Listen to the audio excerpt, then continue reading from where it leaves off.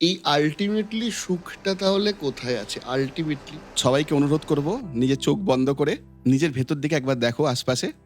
দেখো, প্রচুর ভাইব্রেশন হচ্ছে আমাদের চারদিকে। আমাদের ভেতরে ভাইব্রেশন হচ্ছে বিভিন্ন রকমের। এই ভাইব্রেশনের যদি আমরা আরেকটু ভেতরে, আরেকটু ভেতরে, আরেকটু ভেতরে ঢুকতে থাকি, দেখব শান্তি, শান্তি, শান্তি। একদম তার মেন পয়েন্টে যদি আমরা চলে যাই নিজের ভেতরে, সেই জলটা একদম যেন স্থির। আমাদের ভেতরে শান্তি সর্বদা বিরাজমান। আমরা সেটাকেই খুঁজছি বাইরে বাইরে।